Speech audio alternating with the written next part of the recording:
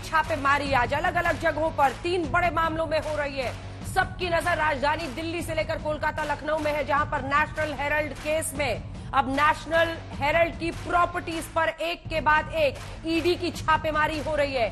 इस वक्त भी जब आप ये बुलेटिन देख रहे हैं, तब भी आईटीओ स्थित हेराल्ड हाउस में ईडी की छापेमारी चल रही है। एक के बाद एक, चाहे संजय राउत हो, पार्थ चैटर्जी हो बंगाल के, इन सब के ठिकानों पर छापेमारी चल रही है। जब जब ईडी की होती है छापेमारी, विपक्ष के नेता कहते हैं हम झुकेगा नहीं, लेकिन ईडी का मिजाज देखकर यही लग रहा है कि ईडी रुकेगा नहीं। समित पात्रा, राष्ट्रीय प्रवक्ता भारतीय जनता पार्टी के, हमारे साथ चर्चा में शामिल हो रहे हैं। सुप्रिया श्रीनेत मोर्चा संभालेंगी कांग्रेस पार्टी की तरफ से। टीएमसी की भी नेता हमारे साथ जुड़ेंगे, लेकिन इससे पहले कि हम चर्चा की शुरुआत करें, ये रिपोर्ट।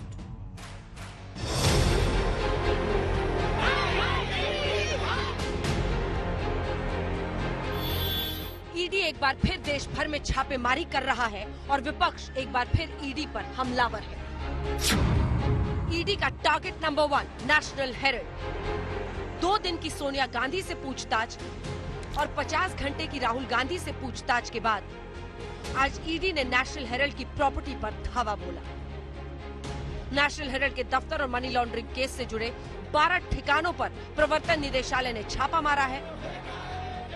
दिल्ली से लेकर लखनऊ और कोलकाता तक नेशनल हेराल्ड के ठिकानों पर ताबड़तोड़ छापेमारी हुई है, जिसमें दिल्ली के आईटीओ में हेराल्ड हाउस की 4थी मंजिल पर रेड शामिल है।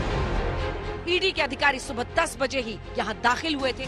इसी मंजिल पर अकाउंट्स डिपार्टमेंट का दफ्तर है। आज भारी तादाद में कांग्रेस के कार्यकर्ता हेराल्ड हाउस पहुंचे और अंदर जाने की कोशिश की और फिर पुलिस के साथ धक्का मुक्की हुई।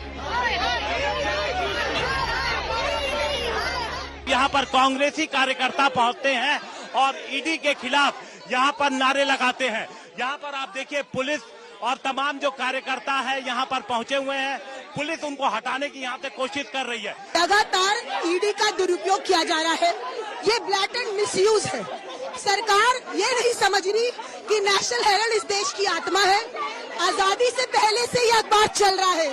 इस अखबार पर छापा मारना इस देश की आत्मा पे छापा मारना है। केंद्र की सरकार लगातार हमारी पार्टी को और हमारे नेताओं को बदनाम करने की कोशिश कर रही है।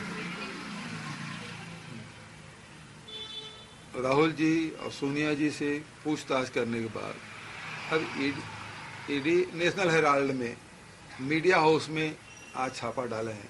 आज नेशनल हेराल्ड में है, कल आप लोगों की बारी है, आप लोग भी देखिएगा। जब भी उनको लॉ एनफोर्समेंट एजेंसी से कोई प्रश्न आते हैं, वो लॉ एनफोर्समेंट एजेंसीज और उनके ऑफिसर को इंटिमिडेट करने की कोशिश करते हैं। ये उनका एक स्ट्रैटेजी रहा है। ममता बनर्जी भी वो स्ट्रैटेजी पर काफ़ी इन्वेस्टेड हैं। लेकिन आज के दिन में उस नए भारत में जो लोग करप्शन करते हैं, उनको एक न एक दिन long arm of the law जो इंग्लिश में कहते हैं, उसके कॉन्सिक्वेंसेस को डील करना ही पड़ेगा। ईडी का टारगेट नंबर 2 पात्रा चौल घोटाला। संजय राउत की गिरफ्तारी के बाद पात्रा चौल घोटाले में भी ईडी एक्शन में है। ईडी ने आज मुंबई के 2 ठिकानों पर छापे मारे हैं। संजय राउत 4 अगस्त तक ईडी की कस्टडी में है। इंक्रिमिनेटिंग डॉक्यूमेंट्स और एविडेंसेस संजय राउत के खिलाफ अवेलेबल हैं। तो ऐसे में जो सवाल भारतीय जनता पार्टी पूछ रही है और आम जनता भी पूछ रही है कि क्या जो लोग भ्रष्टाचारी है, जिन लोगों ने हजारों करोड़ रुपए का गबन किया है और जिन लोगों के कारण गरीबों की गाढ़ी कमाई मारी गई है, should they be let scot free? क्या उनके ऊपर किसी प्रकार का कार्यवाही नहीं होनी चाहिए just because they are politician? सारे विपक्षी नेता जानते हैं किस तरीके से ईडी का इस्तेमाल हो रहा है। ईडी को एक extended department of Bharatiya Janata party बना दिया है। जो भी विरोधी पक्ष के लोग सत्ता पक्ष में जुड़ जाते हैं, उनके ऊपर ईडी केसेस बंद हो जाते हैं, उन पर कार्रवाई खत्म हो जाती है। आप हेमंत बिस्व शर्मा को देख लीजिए, शुभेंदु अधिकारी को देख लीजिए, महाराष्ट्र में हाल ही में एकनाथ शिंदे जी के गुट में जो लोग गए हैं, उनके केसेस देख लीजिए। ईडी का टारगेट नंबर 3 पार्थ चैटर्जी शिक्षा भर्ती घोटाला। आज ईडी ने शिक्षा भर्ती घोटाले में पार्थ चैटर्जी और अर्पिता मुखर्जी से पूछताछ की। आज अपने 3 फ्लैट से बरामद कैश को लेकर अर्पिता मुखर्जी ने बड़ा दावा किया। अर्पिता ने कहा कि जो कैश उसके फ्लैट से मिला है, वो उनकी मौजूदगी में नहीं रखा गया था।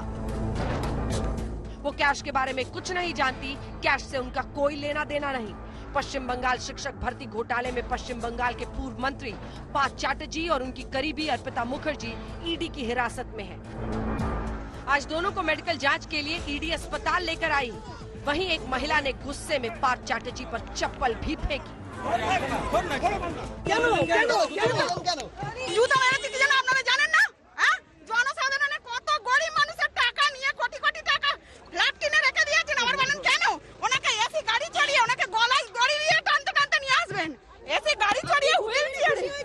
वहीं दीदी से बंगाल में लोहा लेने वाले शुभेंदु अधिकारी नोटों के अंबार पर सीधा दीदी और उनके भतीजे पर हमला कर रहे हैं। ये रैकेट है, इसमें टीएमसी का 100 से भी ज्यादा लीडर लोग का इन्वॉल्वमेंट है, इसको जड़ से उखाड़ना पड़ेगा। लेकिन ये जो पैसा मिल रहा है पार्थ चैटर्जी का, किसका पैसा है? क्या ये पूरा रुपया तृणमूल का है और बुआ भतीजा का है। एक तरफ एक के बाद एक भ्रष्टाचार के मामलों में ईडी का एक्शन है, तो दूसरी तरफ विपक्ष का एजेंसियों पर हमला, जो हर रोज बढ़ता जा रहा है। आज तक ब्यूरो।